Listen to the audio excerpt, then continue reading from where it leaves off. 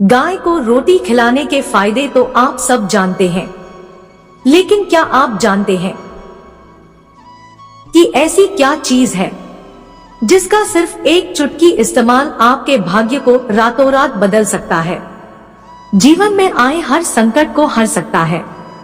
कहते हैं गाय में 33 करोड़ देवी देवताओं का वास होता है और अगर आप नियमित गाय की सेवा करते हैं तो आपको कई जन्मों का पुण्य प्राप्त होता है।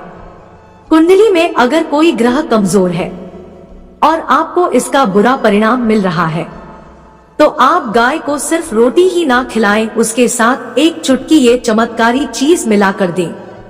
फिर देखें आपके भाग्य का मीटर किस रफ्तार से दौड़ता है। पौराणिक मान्यताओं के आधार पर हिंदू धर्म में ये कहा गया है कि घर में बनी पहली रोटी गाय को जरूर खिलानी चाहिए। जिस भी घर में इस नियम का पालन होता है उस घर में कभी भी धन की कमी नहीं होती। गाय को कभी भी सूखी रोटी नहीं खिलानी चाहिए।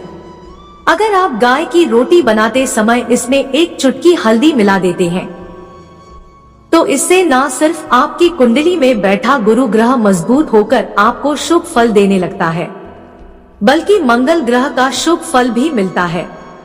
ध्यान रखें कि गाय को कभी भी सूखी रोटी ना दे।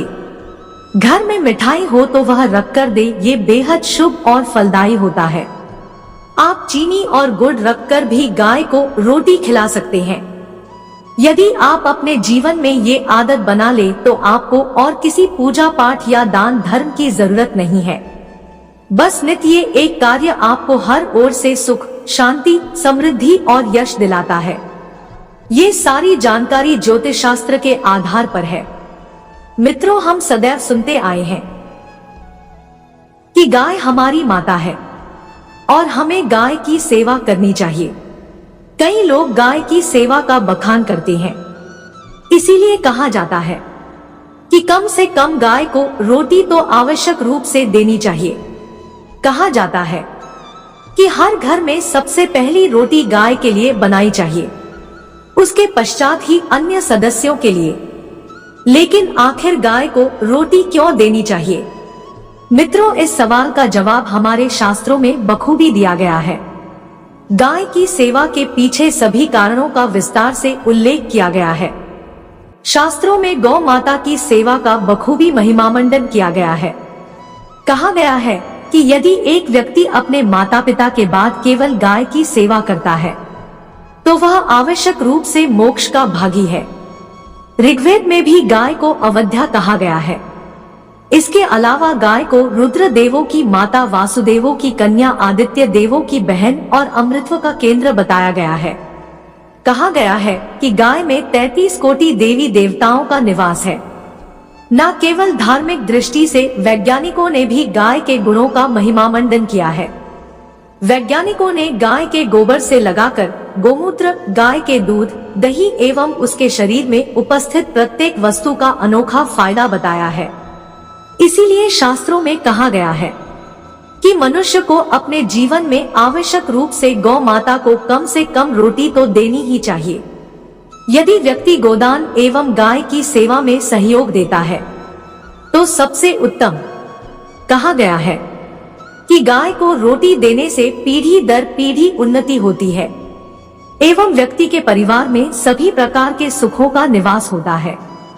कुछ लोग खूब प्रयत्न करते हैं लेकिन फिर भी अपने जीवन में अपना एक मुकाम हासिल नहीं कर पाते, यानी कुछ लोग प्रयत्न करने के बावजूद भी अपने काम नहीं बना पाते। ऐसे लोगों के लिए कहा गया है कि उन्हें आवश्यक रूप से गाय को रोटी देनी चाहिए, तो जल्दी ही उनकी ग्रह स्थिति सुधरती है और जीवन में सुख प्राप्त होता है। यदि गौ माता की सेवा की जाती है तो व्यक्ति को मानसिक सुख प्राप्त होता है, जो कि वर्तमान जीवन में सबसे ज्यादा आवश्यक है। वास्तव में गौ माता की सेवा करना और उन्हें रोटी खिलाना हमारे हृदय में करुणा प्रदर्शित करता है। यह दिखाता है कि हमें पशुओं की कितनी चिंता है।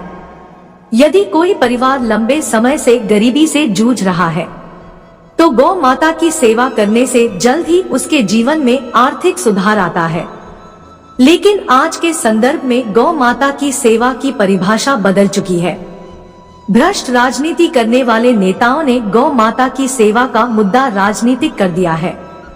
आज गौ माता के नाम पर खूब राजनीति होती है, लेकिन फिर भी सड़कों पर हजारों गाय लावारिस घूमती है। उन्हें प्लास्टिक की तेलियां खानी पड़ती है, जो उनकी शरीर की आंतों में फंस जाती है और तड़प तड़प कर उनकी मृत्यु हो जाती है। वास्तव में यह स्थिति हमारे समाज के लिए भयानक है और यह दर्शाता है कि मनुष्य के हृदय से करुणा जा चुकी है। दिन भर भागदौड़ भरी जीवन और कड़ी मेहनत 2 वक्त की रोटी के साथ हर खुशी पाने के लिए करते हैं। रोटी ना सिर्फ आपका पेट भरती है, बल्कि यह आपकी किस्मत भी चमका सकती है।